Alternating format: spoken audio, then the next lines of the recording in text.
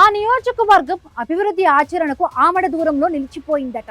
ఎన్నికలకు ముందు ఇచ్చిన హామీలన్నీ నీటి మూటలుగా మిగిలిపోవడంతో చారిత్రక నగరం భవిష్యత్తు ఇప్పుడు ప్రశ్నార్థకంగా మారిందనే మాట ఎక్కువగా వినిపిస్తోంది.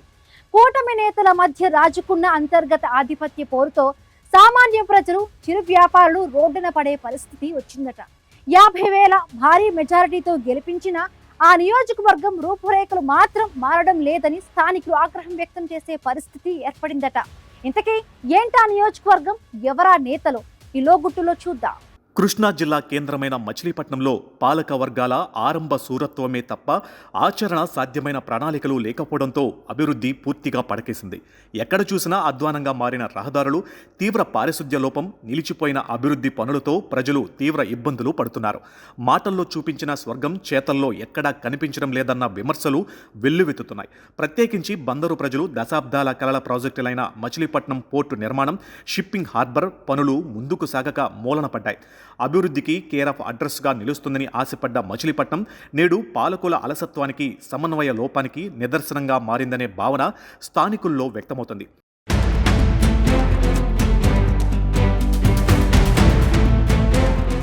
పట్టణ సుందరీకరణ పేరిట అధికారులు, పాలకులు తీసుకున్న తొందరపాటు నిర్ణయాలు చిరు వ్యాపారుల పొట్టకొట్టాయి. ప్రధాన రహదారుల వెంబడి ఉన్న సుమారు 600కు పైగా పేద, మధ్యతరగతి దుకాణాలను ప్రత్యామ్నాయం చూపకుండానే ఉన్నపళంగా తొలగించి వారిని వీధిపాలు చేశారు.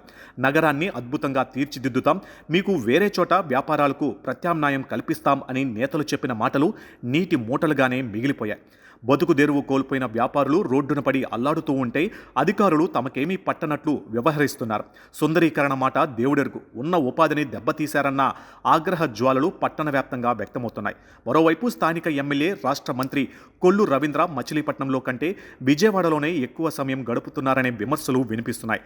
నియోజకవర్గ ప్రజలకు ఆయన అందుబాటులో ఉండడం లేదని సొంత పార్టీ వర్గాలే గుసగుసలాడుతున్నాయి. వారానికి ఒకసారి ప్రజా దర్బార్ పేరిట హడావుడి కార్యక్రమాలు నిర్వహిస్తున్నప్పటికీ అక్కడ కూడా అధికార పార్టీ ముఖ్యులకే ప్రాధాన్యత దక్కుతుందని, సామాన్యులు సమస్యలకు పరిష్కారం దొరకడం లేదని ప్రజలు వాపుతున్నారు. మంత్రి నియోజకవర్గంలో పర్యవేక్షణ తగ్గించడంతో అధికారులు ఇష్టారాజ్యంగా వ్యవహరిస్తున్నారనే ఆరోపణలు వస్తున్నాయి.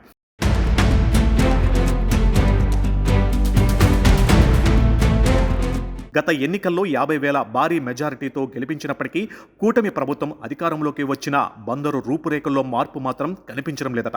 ఇక పురపాలక సంఘంలో ప్రత్యేక అధికారుల పాలన సాగుతున్నా కనీస మౌలిక వసతులు కల్పించడంలో పూర్తిగా వైఫల్యం చెందారు. మచిలీపట్నం ప్రధాన రహదారి ఎక్కడ చూసినా చెత్తా చెదారంతో దుర్గంధభరితంగా మారింది. ఇక మంత్రి కొల్లు రవీంద్ర, ఎంపీ వల్లభనేని బాలశౌరి మధ్య ఆధిపత్య పోరు తీవ్ర స్థాయికి చేరిందనే ప్రచారం నియోజకవర్గంలో జోరందుకుంది. ఇటీవల కొబ్బరితోట ప్రాంతంలో జనసేన కార్యకర్త ఇంటి కూల్చివేత ఘటనతో టీడీపీ, జనసేన వర్గాల మధ్య విభేదాలు బాహాటంగా రచ్చకెక్కాయి.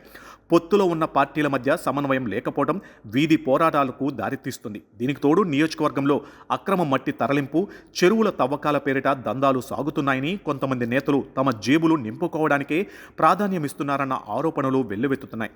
ప్రజా సమస్యలను గాలికి వదిలేసి అంతర్గత ఆధిపత్య సమరంలో మునిగిపోవడం కూటమి ఇమేజ్ను డ్యామేజ్ చేస్తుందని విశ్లేషకులు భావిస్తున్నారు.